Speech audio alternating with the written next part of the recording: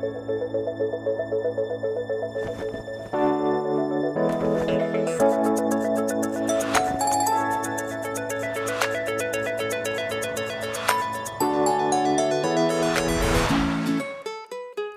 élèves, quatrième modèle. Le même système des autres trois modèles.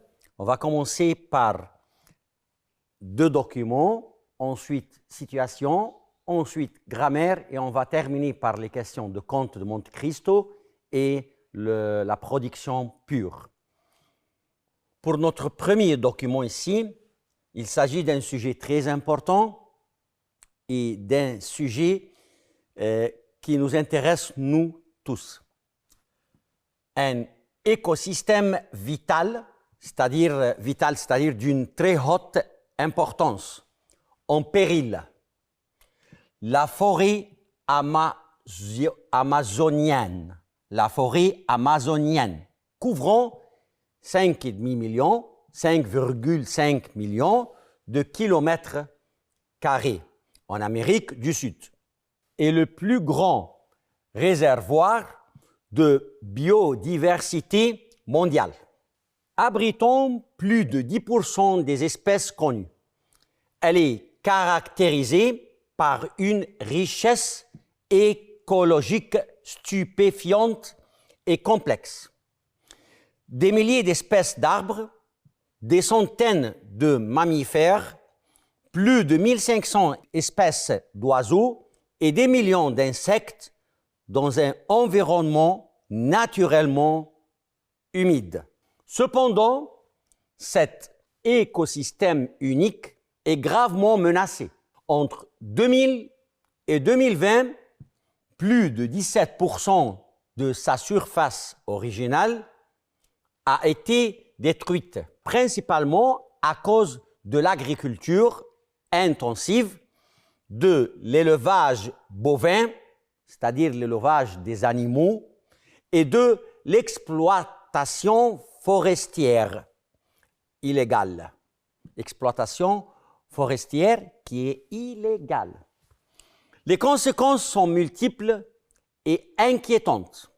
Menaces de pauvreté écologique, d'extinction d'espèces et impact significatif sur le climat mondial. La forêt amazonienne joue un rôle crucial, un rôle très important dans la régulation du climat mondial. En absorbant 2 milliards de tonnes de CO2 par an et en libérer 20% de l'oxygène mondial.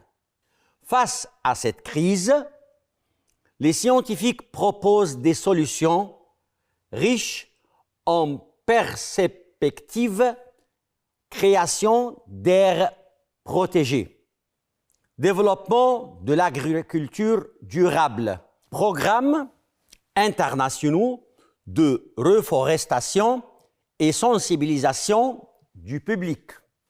La préservation de cet écosystème représente un enjeu, un défi de survie planétaire transformant la protection de l'Amazonie et un défi environnemental qui dépasse les simples réconfortantes, calmantes aux intentions locales.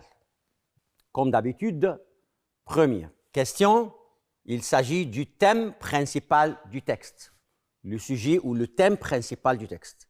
Et j'ai déjà expliqué à la dernière session que la première question, les 4 choix, il y aura un choix, juste un choix correct et 3 autres choix, ou bien non pas n'importe quel lien au sujet, ou 3 autres choix qui ont un lien au sujet, mais ce sont des idées secondaires, pas le thème principal.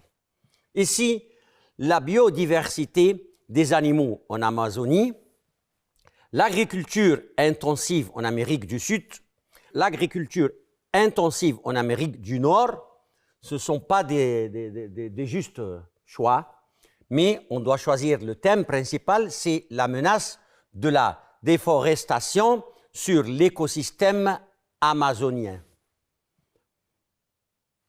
Un autre point de vue ou un autre point pour faire attention, ça ne doit pas être la question qui se termine par un point d'interrogation. Peut-être c'est complète le thème principal et des points. Ça, ou ça, ou ça, ou ça. Ou peut-être ça, sous forme d'une question et la réponse 1, 2, 3, 4. Ça ou ça, les deux c'est égal. Que représente la forêt tropicale amazonienne? Qu'est-ce qu'elle représente, la forêt tropicale? Une réserve de pétrole, une zone industrielle, un poumon de la terre, un désert vert. Bien sûr, c'est un poumon de la terre. Quelle est la principale cause de la déforestation mentionnée dans le texte? La principale cause: les insectes naturels, la construction de routes, l'agriculture intensive ou les tremblements de terre. Bien sûr, c'est l'agriculture intensive. 4. Quel est le rôle climatique principal de la forêt amazonienne? Le rôle climatique, c'est-à-dire le rôle qui concerne le climat. Produire de la nourriture, héberger des animaux, libérer de l'oxygène, créer des pluies. C'est libérer de l'oxygène. Le poumon de l'être humain, c'est l'oxygène.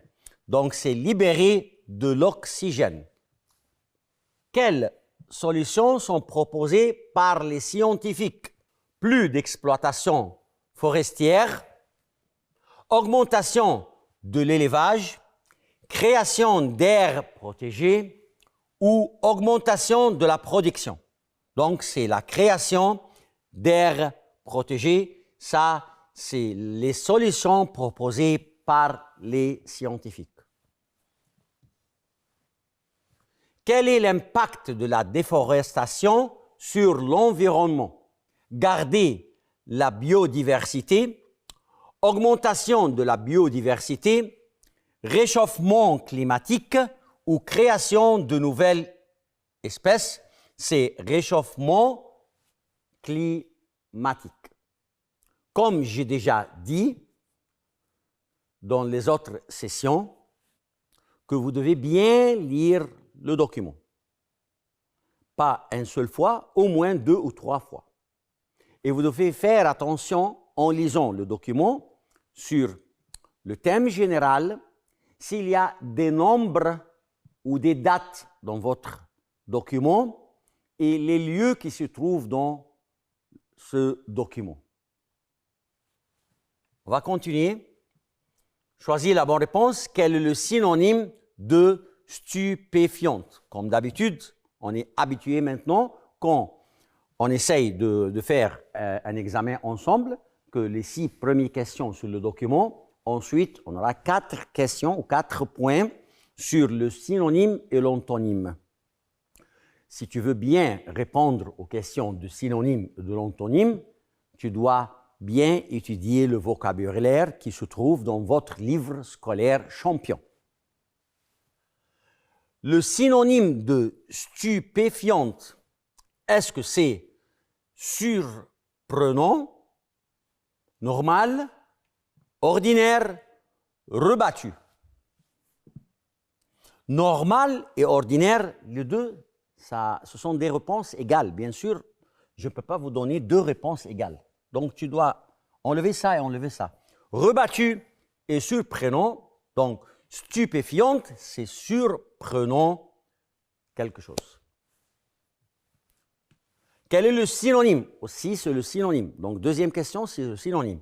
De humide, frais, aride, solide, rude.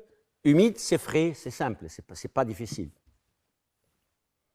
Question numéro 9. Il parle ici de l'antonyme, pas le synonyme. L'antonyme, c'est-à-dire le contraire de richesse. Richesse, c'est pauvreté tout de suite, c'est tout facile. Excès, essence, fortune. 10. Quel est l'antonyme de inquiétante? L'antonyme.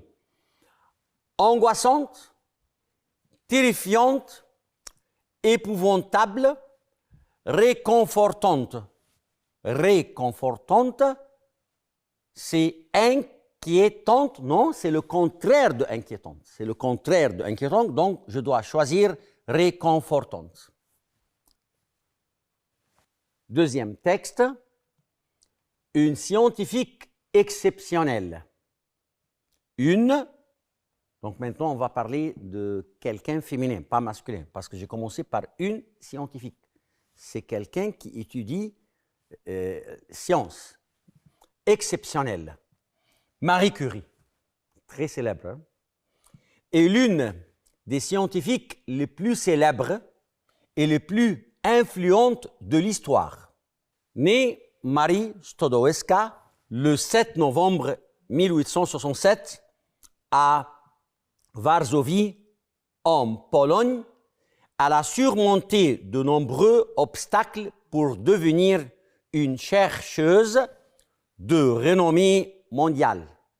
Malgré les difficultés économiques de sa famille et les restrictions imposées aux femmes dans le domaine académique à cette époque, Marie était déterminée à poursuivre ses études.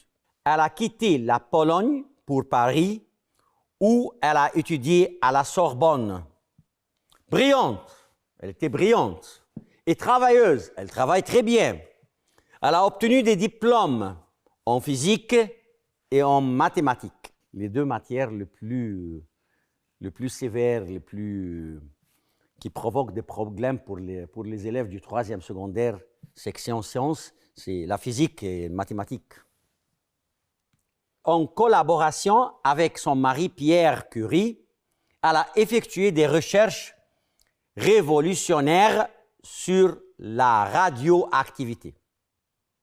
Ensemble, c'est-à-dire elle et son mari, ils ont découvert deux nouveaux éléments radioactifs, le polonium et le radium.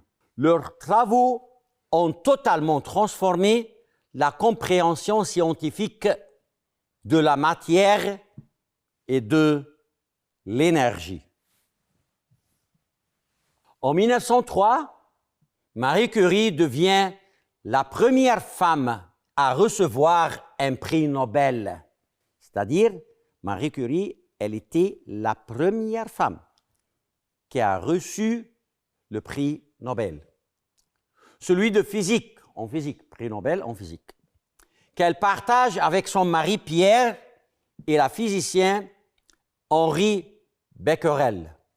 Puis, en 1911, elle obtient un second prix Nobel, cette fois-ci en chimie, devenant ainsi la première personne à recevoir deux prix Nobel dans des disciplines différentes. Je vous ai déjà dit, vous devez faire attention aux dates, au nombre, au lieu. Ici, il y a quelque chose de très important. Bien sûr, il y aura des questions sur cette partie-là. Il y aura des questions quand on allait, après 2 ou 3 slides, aux questions. Les dates où elle a reçu les prix Nobel, combien de prix Nobel elle a reçu? Elle a reçu 2 prix Nobel. Une en physique et l'autre en chimie. Et c'était la première femme qui a reçu un prix Nobel.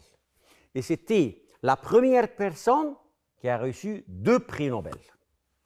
Pendant la Première Guerre mondiale, Marie Curie a développé des unités de radiographie mobile pour aider les médecins à soigner les soldats blessés. Après la guerre, elle a continué ses recherches et a fondé l'Institut du Radium à Paris, qui est devenu un centre mondial de recherche scientifique. Centre mondial, pas pour Paris seulement, de recherche scientifique. Malheureusement, son travail avec des matériaux radioactifs, peu compris à l'époque, a eu des conséquences sur sa santé. Elle est décédée en 1934 d'une maladie causée par une exposition prolongée aux radiations. Malheureusement. Quel est le thème principal qui ressort de la vie de Marie Curie dans ce texte?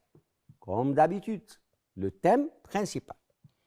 La lutte contre la discrimination dans le monde scientifique, les découvertes révolutionnaires en radioactivité, l'importance de l'éducation des femmes, la contribution scientifique malgré les obstacles personnels.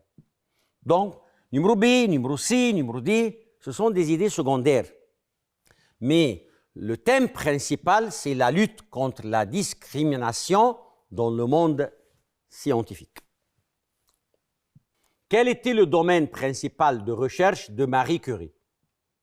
Le domaine principal de recherche, c'était la biologie, la radioactivité, l'astronomie, la géologie. C'est la radioactivité. Quels sont les deux éléments radioactifs découverts par Marie Curie?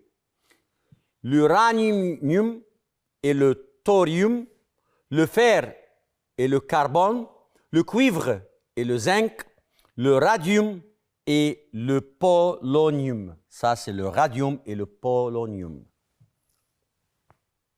Que faisait Marie Curie pendant la Première Guerre mondiale? Elle enseignait à l'université, elle était une professeure à l'université, elle écrivait des livres, une littéraire, elle développait des unités de radiographie mobile où elle travaillait comme infirmière. C'est la réponse numéro C. Elle développait des unités de radiographie mobile. Le document n'est pas difficile du tout, et même les questions n'est pas difficile du tout, mais tu as besoin de bien lire le document. Quelle a été la cause de son décès? Pourquoi elle est morte? Quelle est la cause de sa mort? Une maladie infectieuse, un accident de laboratoire, une exposition prolongée aux radiations, une autre fois, une exposition prolongée aux radiations ou une crise cardiaque. Donc, c'est une exposition prolongée aux radiations. Si tu retournes une autre fois sur le document, tu vas trouver ces réponses. C'est tellement clair dans le document. D'après le texte, Marie Curie était probablement une personne facilement découragée par les difficultés, une femme très déterminée et persévérante, une scientifique uniquement intéressée par la reconnaissance, une chercheuse qui travaillait principalement seule. Bien sûr, Marie Curie était une femme très déterminée et persévérante. La réponse numéro B. Quel est le synonyme? Une autre fois, dans cet examen, 2 questions sur synonyme, 2 questions sur antonyme. Après, premier document. Deuxième document, même chose. 2 questions synonymes et 2 questions antonymes. Le synonyme de surmonter, négliger, échouer, effacer, combattre. Bien sûr, c'est combattre quelque chose. Quel est le synonyme de brillante, éclatante, superficielle, sobre, terne, Donc c'est éclatante. Brillante, c'est quelque chose de brillante, comme le diamant, c'est éclatante, qui éclaire. Quel est l'antonyme de collaboration? L'antonyme, le contraire du mot collaboration. Résistance, contribution, assistance, association. C'est résistance. Quel est l'antonyme de effectuer? L'antonyme, le contraire. Achever, consommer, abandonner, faire. Effectuer, l'antonyme de effectuer, c'est abandonner. Les questions des situations. Choisissez la bonne réponse. Tu nous informes sur la cause de la clôture du tunnel du Mont Blanc. Qu'est-ce que tu dis? Une autre fois, tu dois bien lire la question. Tu nous informes, tu nous dis sur la cause, pourquoi de la clôture du tunnel du Mont Blanc. Qu'est-ce que tu dis? Parce qu'il faisait très beau et la circulation était fluide. Grâce à l'utilisation des feux de circulation intelligents partout, fermé après un grave accident dû à une collision entre deux voitures pour conserver une partie de l'énergie solaire. Bien sûr, numéro 4, ce n'est pas juste du tout, pas pour conserver une partie de l'énergie solaire. Donc, une autre fois, tu nous informes la cause de la clôture du tunnel. Bien sûr, c'est fermé après un grave accident. Il y avait un accident, il y avait un grave accident dû à une collision entre deux voitures. Ça provoque la clôture du tunnel du Mont Blanc. Question numéro 22. La majorité voit que la lutte contre la pollution de l'air est indispensable. Qu'est-ce qu'elle dit?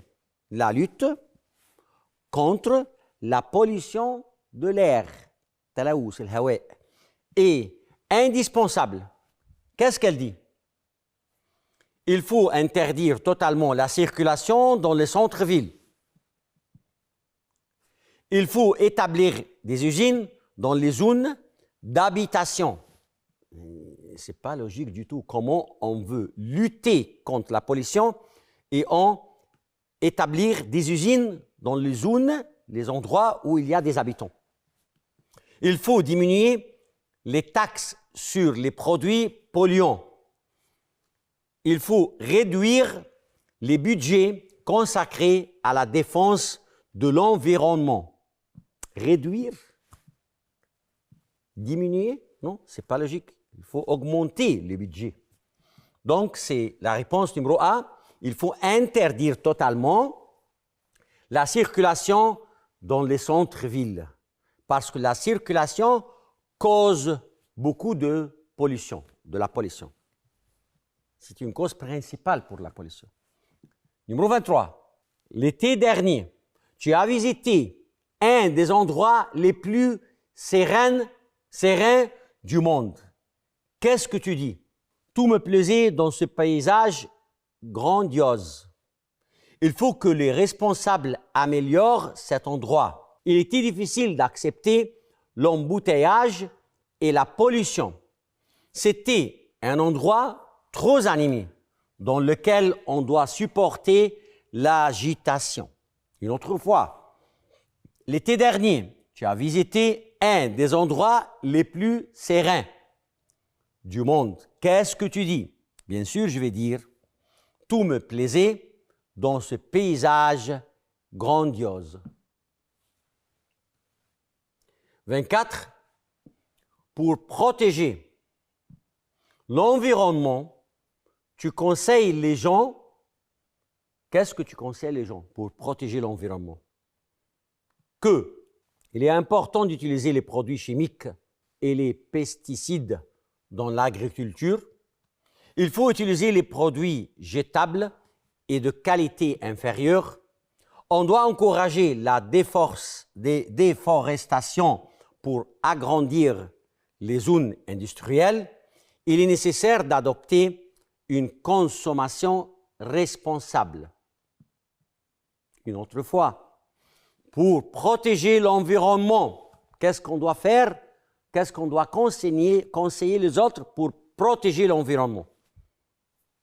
On va dire aux gens, il est important d'utiliser les produits chimiques, il faut utiliser des produits jetables et de qualité inférieure, on doit encourager la déforestation pour agrandir les zones industrielles où il est nécessaire d'adopter une consommation responsable. Bien sûr, c'est la réponse numéro D. Il est nécessaire d'adopter une consommation responsable. 25. Vous demandez à votre père de vous acheter un nouveau portable. Il négocie. Il dit. Donc, tu as une demande à ton père. Mon père, papa, je voudrais acheter un nouveau portable. Il négocie. Il dit, ça dépend de ton résultat. Je suis absolument désolé. C'est une mauvaise idée. C'est impossible pour le moment. Faites attention, la réponse numéro B et C et D, c'est ton père, il refuse l'idée. Absolument désolé. Pardon, je ne veux pas acheter un portable. C'est une mauvaise idée. C'est une mauvaise idée d'acheter un portable, donc je ne veux pas acheter ou t'acheter un portable. C'est impossible pour le moment. C'est très difficile pour moi pour le moment de t'acheter un portable. Donc ces trois réponses, B et C et D, donnent le même sens. La réponse numéro A, il dit, ça dépend de ton résultat. Peut-être que j'achète un portable, peut-être que je n'achète pas un portable. Ça dépend l'examen, ça dépend le résultat. Donc ça, c'est une négociation. Donc il négocie, il dit, ça dépend de ton résultat. Ça, c'est la réponse juste. 26. Votre sœur de 14 ans demande à votre père la permission de voyager avec des amis à l'étranger. Votre père refuse l'idée. Il lui dit refuse. Donc maintenant, le père refuse. Mais dans l'autre phrase, phrase numéro 25, il n'a pas refusé, il n'a pas accepté, seulement il essaye de négocier avec son fils. Il refuse l'idée. Il dit bonne idée. Est-ce que quand tu refuses une idée, tu dis bonne idée, mais tu me téléphoneras chaque jour? Comme ça, il a accepté, il n'a pas refusé. Il n'en est pas question. Quelle bonne décision? C'est une bonne décision. Il a accepté. Numéro C, il a accepté. Ou tu feras bien de préparer vite ta valise, c'est-à-dire, OK, prépare vite ta valise parce qu'on n'a pas le temps pour faire ton promenade. Une autre fois, bonne idée, ce n'est pas juste bien sûr, parce qu'il a dit bonne idée. Ici, ton père a refusé. C'est impossible de dire bonne idée. Quelle bonne décision? Bravo, c'est une bonne décision. Donc, il accepte ici. Et il accepte ici. Tu ferais bien de préparer vite ta valise. Tu ferais bien, c'est-à-dire, c'est mieux de préparer vite ta valise parce qu'on n'a pas le temps. Donc, ça, il accepte, ça, il accepte, ça, il accepte.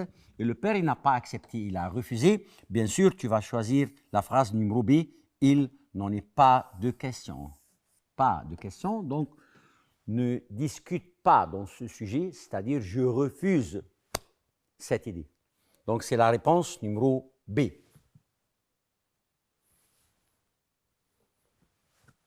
27. Vous vous affrontez, toi et ton frère, à propos du choix de votre lieu de voyage. Le père vous concilie en disant « Cela ne me dit rien du tout. Je n'ai pas encore d'opinion sur la question. On va couper la poire en deux. Proposer un compromis.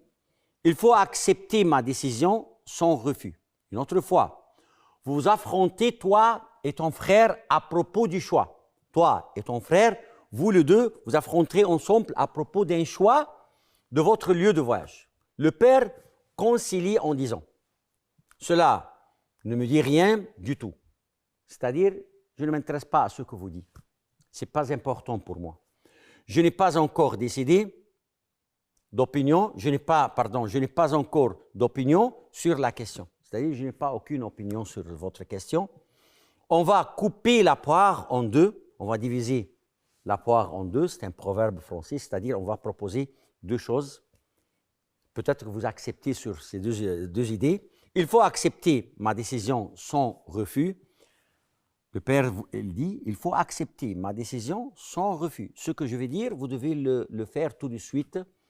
Donc, c'est la réponse numéro C. On doit couper la poire en deux. On va continuer. 28. Antoine avait besoin de 10 000 dollars. Non, pas 10 000. C'est 100 000 dollars. 100 000 dollars. Une somme. Hein, pour réaliser un projet. Son ami est contre l'idée. Lui, Antoine, il a besoin de 100 000 dollars pour faire un projet. Mais son ami est contre, il refuse l'idée. Il lui suggère de renoncer à cette idée, c'est un gouffre financier. Renoncer, oublier, ne pas faire cette idée. Je ne suis pas pour avec toi sur cette idée. Demander un prêt à la banque avec un intérêt de 20%, c'est-à-dire tu n'as pas l'argent, donc tu peux demander l'argent de la banque et tu vas payer un intérêt de 20%. Et n'oublie pas que son ami est contre, hein? N'oublie pas ça. Son ami est contre, c'est-à-dire il refuse l'idée, il refuse l'idée. Bien sûr, puisqu'il refuse l'idée, il ne va pas lui dire demander un prêt à la banque avec intérêt de 20%. Faire appel de tes investisseurs privés pour financer le projet. Proposer un partenariat avec une entreprise établie. Donc, la réponse correcte, c'est renoncer à cette idée. Ne pas faire cette idée. Je ne suis pas d'accord avec toi à cette idée. Je ne suis pas pour cette idée. Je ne suis pas pour cette idée, c'est-à-dire je refuse cette idée. Donc ça, c'est la réponse correcte. C'est un gouffre financier.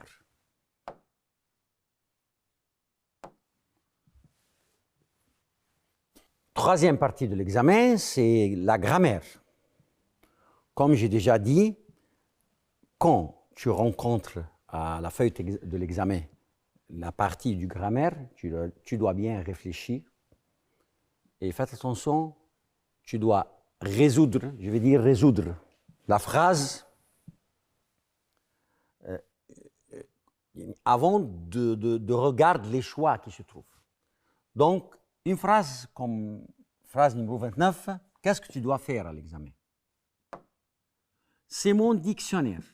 Mon camarade donne. Mon camarade donne moi le dictionnaire. Le dictionnaire. Moi, le dictionnaire.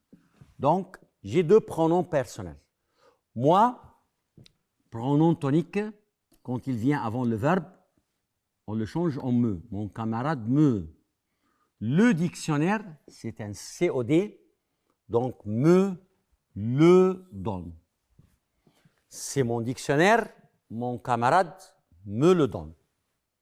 Me le donne. C'est juste. Qu'est-ce que je fais maintenant? Je cherche cette réponse dans les choix. Me le, c'est la réponse numéro A. C'est juste. Je ne vais pas lire les autres réponses. Je ne vais pas les lire parce que je suis sûr que c'est une réponse correcte. Me là, bien sûr, là non, parce que dictionnaire c'est un mot masculin. Lui, on. Là, lui, tout ça, c'est pas juste. Donc, je vais choisir me le.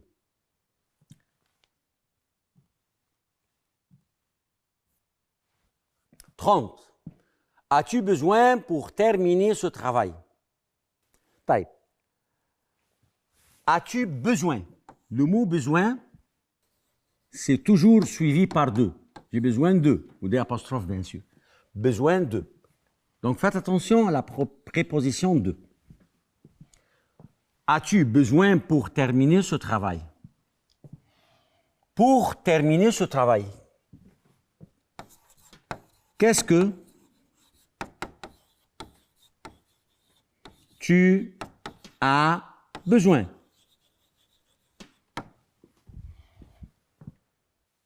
Qu'est-ce que le mot interrogatif que égale le mot interrogatif quoi? Mais quoi, on l'utilise en deux cas. Ou bien au début de la phrase, mais précédé par une préposition, ou bien à la fin de la phrase interrogative. Qu'est-ce que tu as besoin? Tu as besoin de quoi? Ou de quoi tu as besoin? Puisqu'il y a deux, ces prépositions. Donc, je dois utiliser le mot de, parce qu'il y a besoin, et quoi? De quoi as-tu besoin pour terminer ce travail? Donc, c'est la réponse numéro D. Pas où as-tu besoin pour terminer ce travail? Pas quand et pas quel. Et j'aimerais vous donner un conseil sur le mot interrogatif quel. Et on a 4 quel,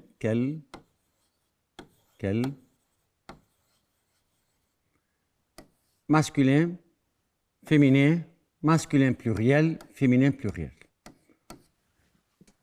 Quand on utilise le mot interrogatif quel, tu dois savoir quelque chose. Le mot interrogatif quel suivi par ou bien verbe être plus nom, ou bien le nom plus verbe. J'ai dit verbe, je n'ai pas dit verbe être, n'importe quel verbe. Par exemple, quel est ton nom?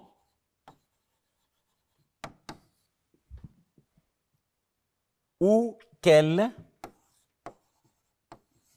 âge as-tu?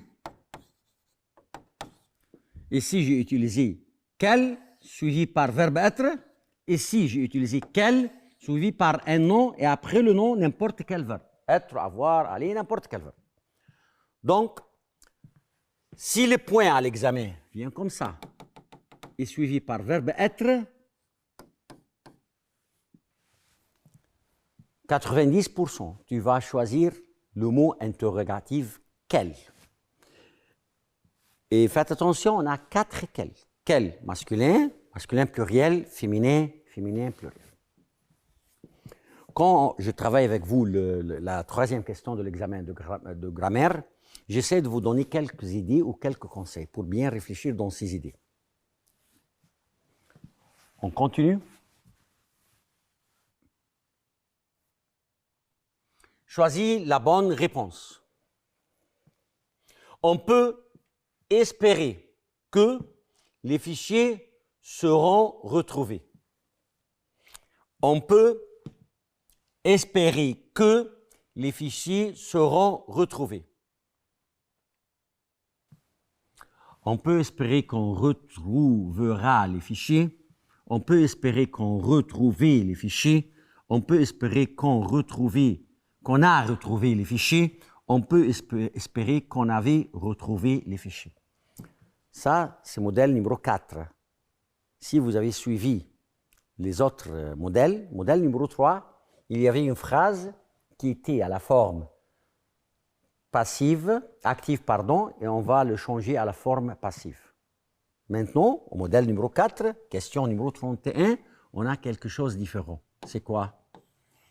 Je vous ai donné une phrase qui est à la forme passive. Les fichiers seront retrouvés. Seront retrouvés. Rappelez-vous bien, seront retrouvés, c'est deux parties. Ça, c'est verbe être au futur simple, et ça, c'est le participe passé, suivi par S, parce que les fichiers, c'est un mot masculin. Maintenant, je veux transformer cette phrase de la forme passive à la forme active. Ces 4 choix, c'est à la forme active. Donc, tu dois choisir la phrase qui correspond à seront retrouvés. On a déjà expliqué dans la troisième session ou notre modèle numéro 3 que la forme passive se compose du verbe être au temps de la phrase plus le participe passé. Et n'oubliez pas de faire l'accord de participe passé. Maintenant, au modèle d'examen 4, c'est une autre phrase. Moi, je vous ai donné la forme passive et je voudrais que vous transformez la phrase à la forme active. Donc, je suis sûr maintenant que le verbe retrouvé à la forme active, ça sera au temps au futur simple, parce que le verbe être ici au futur simple. D'accord? Donc, on peut espérer qu'on retrouvera, ça c'est le futur simple. Mais ça, c'est imparfait, ça ne va pas. Ça, c'est passé composé, ça ne va pas. Ça, c'est plus que parfait, ça ne va pas. Donc, tu dois choisir la phrase numéro A. On peut espérer qu'on retrouvera les fichiers. Et n'oubliez pas quelque chose de très important, que l'expression « on peut espérer », c'est une expression invariable qui doit venir au début de la phrase. On peut espérer. On peut espérer les 4 phrases, mais le truc ici, ou le piège ici, se trouve dans le verbe. «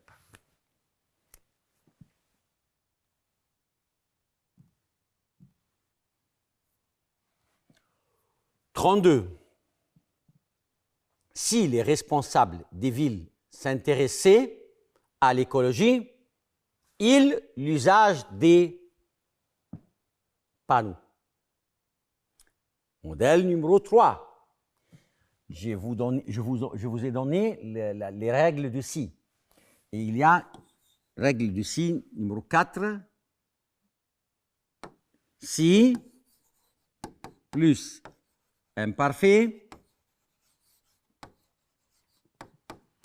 plus conditionnel présent. Donc, si plus imparfait, donc ici, ça doit être le conditionnel présent. Conditionnel présent. Conditionnel présent, c'est-à-dire le verbe au futur simple, mais les terminaisons de l'imparfait. Donc, le R, j'essaie de vous donner des résumés de grammaire. Le R, AI, AS, A, ONS, EZ, ONT, ça c'est le futur simple. Mais le verbe qui se termine par R et AIS, AIS, AIT, les terminaisons de l'imparfait, IONS, IEZ, AIENT, sont les verbes du conditionnel présent. Donc, en français, dans la langue française, si le verbe se termine par R, ça va être un des deux, ou bien futur simple, ou bien conditionnel présent. Et si j'ai l'imparfait, donc ici, je dois utiliser un verbe au conditionnel présent.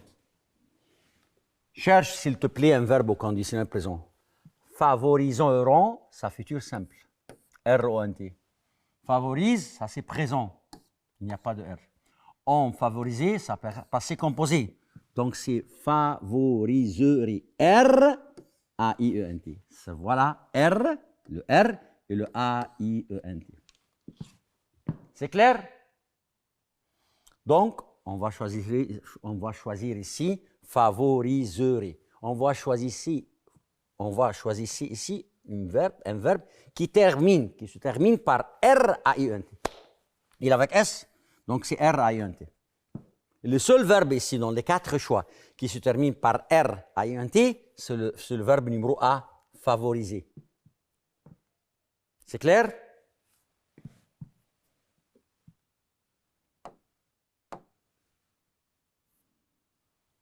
Choisissez la bonne réponse. Question numéro 33. Hier, pendant que je prenais mon petit déjeuner, hier, pendant que je prenais mon petit déjeuner, j'ai apostrophe les informations à la radio.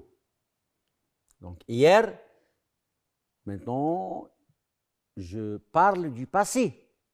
C'est pour cela que j'ai utilisé la phrase ou le verbe prenez à l'imparfait, parce que l'imparfait c'est une sorte de passé. Donc ici, je dois utiliser verbe aussi au passé. Écouterez, conditionnel présent, je viens de vous expliquer ça. Aurait écouté, conditionnel passé. Écouterez, futur simple. Et écouter, passé composé. Donc ça, c'est la seule réponse juste.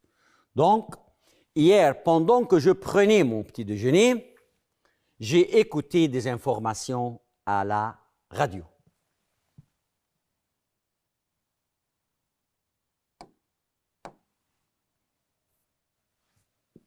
« 34. Les enfants aimeraient que leurs parents... Point, tout.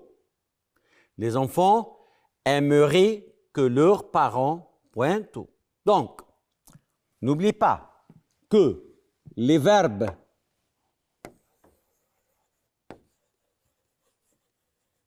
de souhait, c'est-à-dire quand tu souhaites quelque chose, les verbes de souhait, ça doit être suivi par subjonctif présent.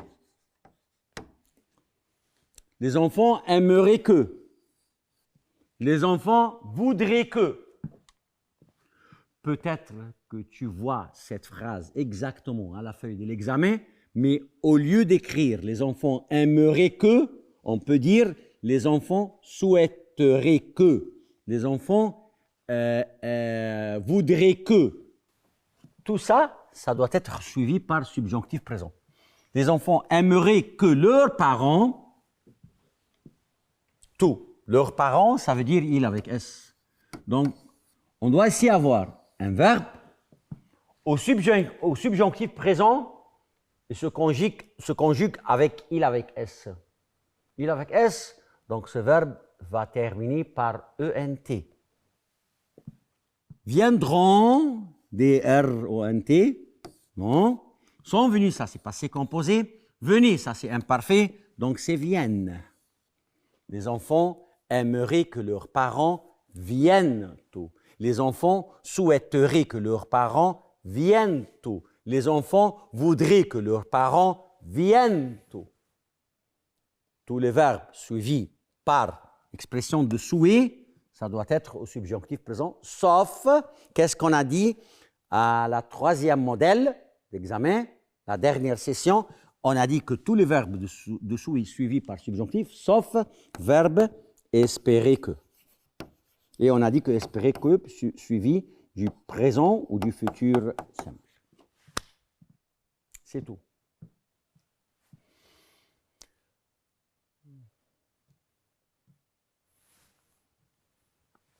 Choisis la bonne réponse. Phrase numéro 35. Si tu avais révisé tes cours, tu réussiras ton examen. Si, plus que parfait, tes cours, tu dois réussir à l'examen. Si, plus que parfait, conditionnel passé. Tu aurais pu réussir à ton examen.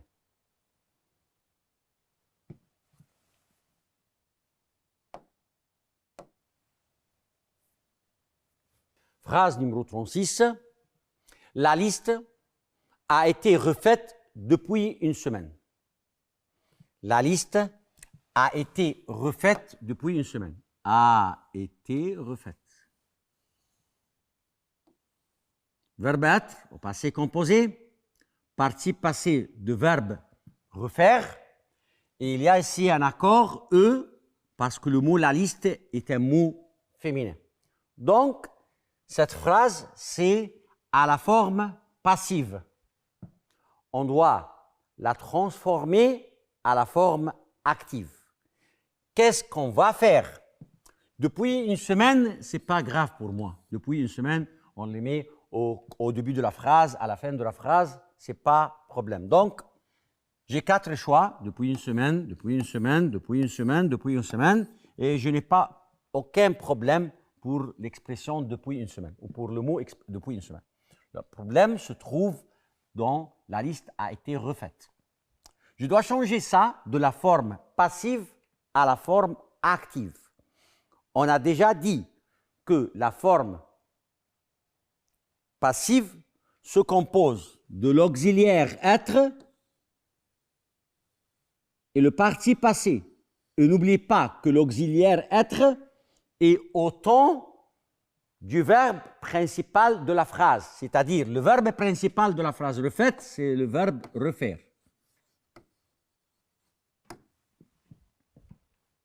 Refaire, ça veut dire faire une autre fois, répéter. A été, c'est au passé composé. Verbe être au passé composé. Si tu veux transformer cette phrase de la forme passive à la forme active, donc verbe refaire doit être au passé composé. Verbe refaire au passé composé, c'est un verbe qu'on le conjugue avec l'auxiliaire avoir. Donc, on, ça veut dire il, verbe avoir a, et refaire le participe passif de verbe refaire, exactement comme le participe passif du verbe faire. Faire, c'est fait, mais refaire, c'est refait. F-A-I-T. On n'a pas un accord ici dans cette phrase. On a refait. Donc, la liste a été refaite depuis une semaine. Donc, la réponse, pour transformer cette phrase, on va dire depuis une semaine, la liste, on a fait, ou on peut dire on a fait la liste depuis une semaine. Tout ça, c'est juste. Puisque les 4 choix, il y a le mot depuis une semaine à la fin, donc je vais mettre depuis une semaine à la fin, et au début, je vais commencer par on a fait la liste. On avait refait, c'est faux. On refait, c'est faux, ça c'est présent. On a refait, c'est juste, parce que ça c'est le passé composé, on refera ce futur simple faux. Donc je vais choisir la phrase numéro C, on a refait la liste depuis une semaine. Je vais répéter. Si vous avez remarqué comment je trouve la réponse, c'est je commence par lire la phrase et trouve la réponse au début. Ensuite, je cherche ma réponse dans les 4 choix. Ça, pour ne pas faire des fautes à la question de grammaire. On va continuer.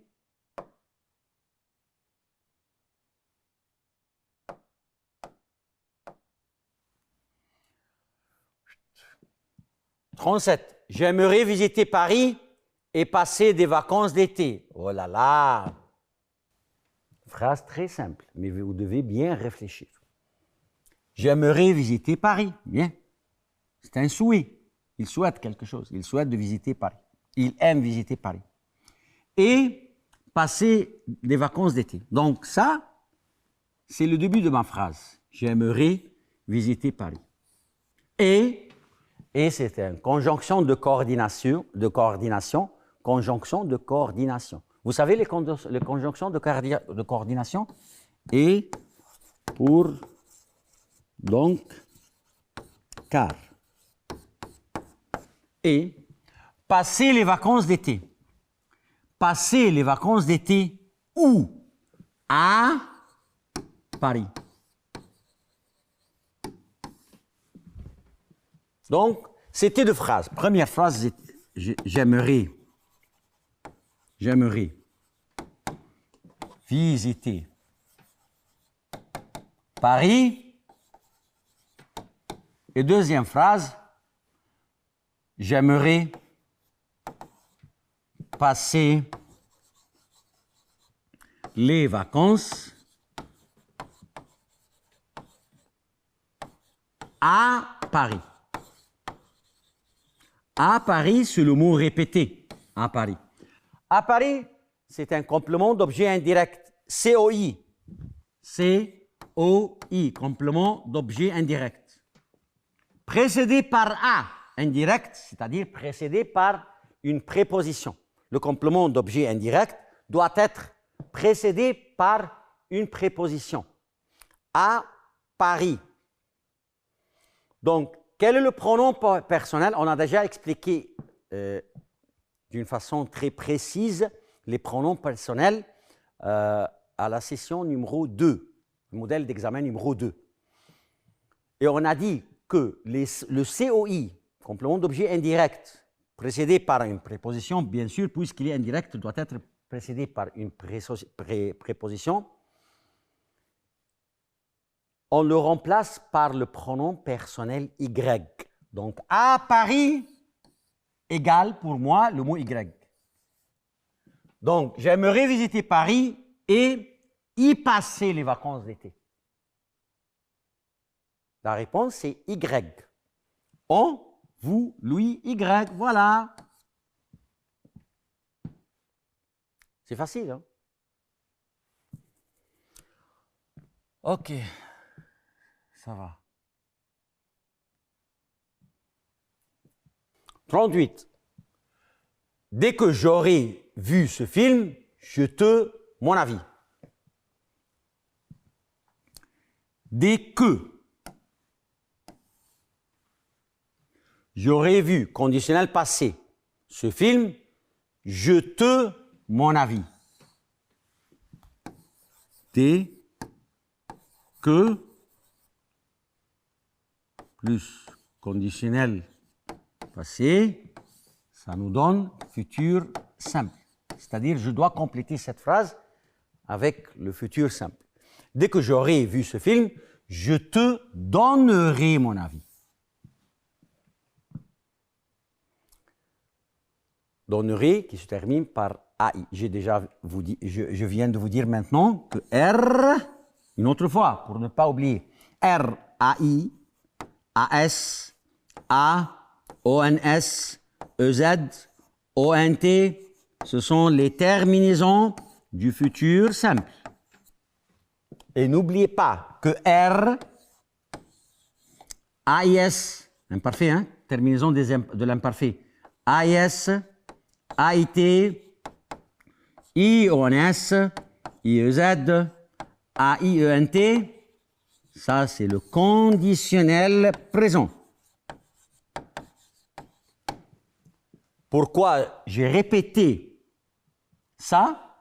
Je viens de le faire il y a 5 minutes pour vous rappeler quelque chose de très important. Vous ne devez pas choisir ça. Choisissez ça. Vous ne devez pas choisir ça. Donnerai.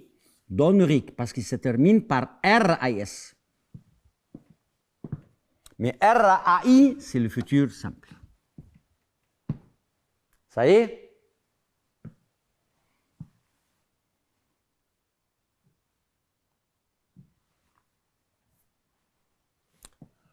Ce chat, point, l'intelligence est inexistante, essaye d'attraper une souris.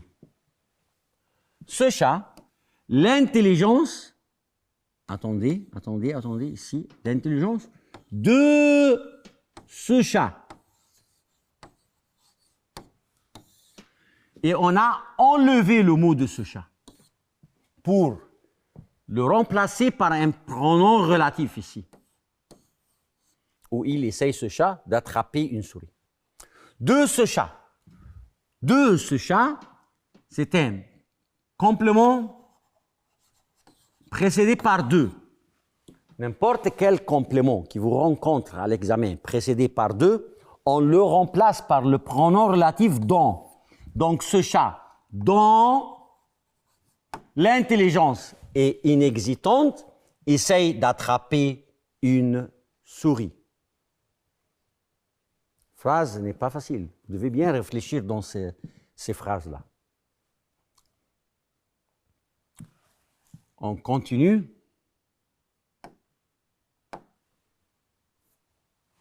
Maintenant, c'est la dernière partie de l'examen. C'est les questions ou la production pure. Mais avant la production pure, on va travailler un peu sur votre roman, Le Comte de Monte Cristo. Un conseil pour mes élèves. Vous devez lire ce roman. Vous devez lire tout ce roman. Parce que j'ai entendu qu'il y a quelques élèves qui essayent de lire seulement des résumés pour le roman. Ça ne va pas, parce qu'à l'examen, tu dois avoir un tout petit paragraphe et on va te demander quelques questions sur ce paragraphe. Le résumé n'est pas suffisant pour toi. Donc, tu dois lire le roman, tout le roman. Ça, c'est un conseil pour vous.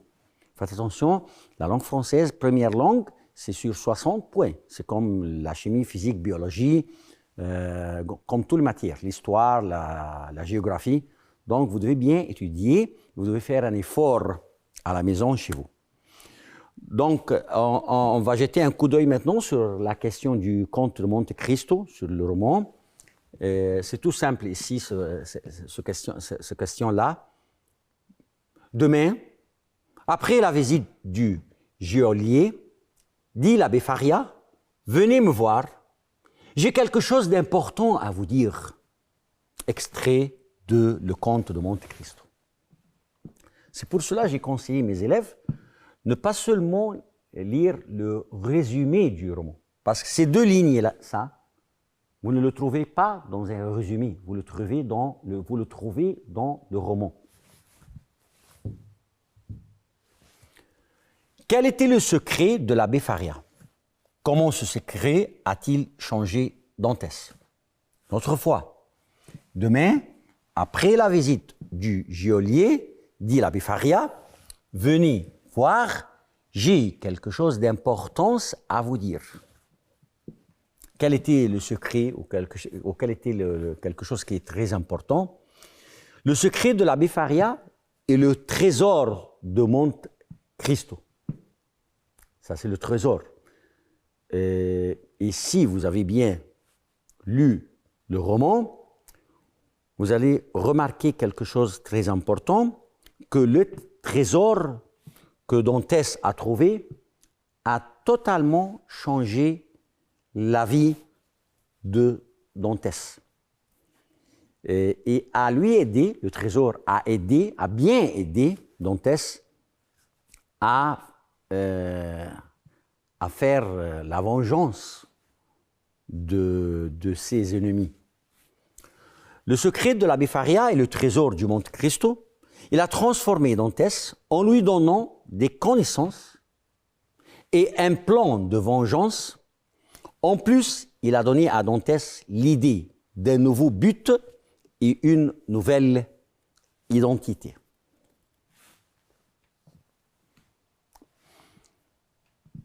Demain, après la visite du geôlier, dit l'abbé Faria, venez me voir, j'ai quelque chose d'important à vous dire. Est-ce que c'est important d'avoir des amis? D'après le roman, que pensez-vous? Bien sûr, c'est important d'avoir des amis. Dans la vie, tu ne peux pas vivre seul. Tu ne peux pas vivre dans isolé de toutes les personnes. Tu dois avoir des amis. Mais faites attention, on a des bons amis et on a des mauvais amis. Tu dois bien choisir tes amis et tu dois bien profiter et profiter aussi les amis qui se trouvent dans ta vie, se trouvent dans la vie en général. Et faites attention, il y a des amis qui ne te conseillent pas à des bons conseils, qui peut-être provoquent des problèmes dans ta vie. Donc, tu dois bien choisir tes amis. Donc, est-ce que c'est important d'avoir des amis? Bien sûr. D'après le roman, que pensez-vous? Je pense que dans le roman, il avait des bons amis et des mauvais amis. Donc, chacun de nous, dans sa vie, il doit faire attention à ses amis, il doit bien choisir les amis qui vont être dans sa vie. Dans cette question, vous pouvez écrire toutes vos idées. traiter le sujet suivant de 80 à 100 mots. Comme on a déjà dit, c'est mieux de ne pas écrire plus de 100 mots. Si tu vas écrire en plus, peut-être que tu vas faire des fautes d'orthographe. Et j'ai déjà dit que la meilleure production pure à l'examen, c'est la production qui se compose des phrases simples, pas compliquées, et tu évites toutes les fautes d'orthographe. Par exemple, si tu veux écrire une phrase, il y a un mot, tu n'es pas sûr du vocabulaire de ce mot, comment tu peux l'écrire, tu dois changer tout de suite ce mot. Tu dois réfléchir à un autre mot plus simple pour toi, plus facile, parce que tu dois éviter les fautes d'orthographe. Et tu dois éviter les grandes phrases. Sujet, verbe, complément seulement. Le sujet qu'on va le lire maintenant, c'est un sujet très intéressant pour vous tous. Il s'agit d'écrire la profession que vous aimeriez exercer à l'avenir. Qu'est-ce que tu veux être à l'avenir? Médecin? Professeur? Ingénieur? Policier? Quelles en seraient vos responsabilités? Quels seraient les avantages et les inconvénients du travail que vous feriez à votre avis? Quelles qualités avez-vous qui conviennent à cette profession? Ce sujet, il y a quelque chose qui est très attirant pour les élèves. C'est quoi? La question, numéro 42, il se compose de plusieurs questions. Si tu vas répondre à chaque question par 2 ou 3 phrases maximum, tu auras les 80 mots. Et en même temps, tu vas composer une rédaction ou une production pure très claire. Par exemple, décrivez la profession que vous aimeriez exercer à l'avenir. Un élève va écrire « J'aime exercer la profession d'un médecin », par exemple. Quelles seraient vos responsabilités? Réponds à cette question-là. Ma responsabilité, c'est de trouver ou de chercher comment comment travailler comme médecin. Je dois être calme, je dois soigner les malades, je dois s'intéresser aux malades. Quels seraient les avantages et les inconvénients du travail que vous feriez? Les avantages, je fais quelque chose de bien parce que je soigne tous les malades. J'essaye de diminuer les douleurs des malades. Ça, c'est avantage. Et les inconvénients. Les inconvénients, le médecin, il travaille jour et nuit. Parce que quand quelqu'un téléphone toi pour te dire « je suis fatigué », tu dois aller vite pour le soigner. Donc ça, c'est un inconvénient dans ta vie.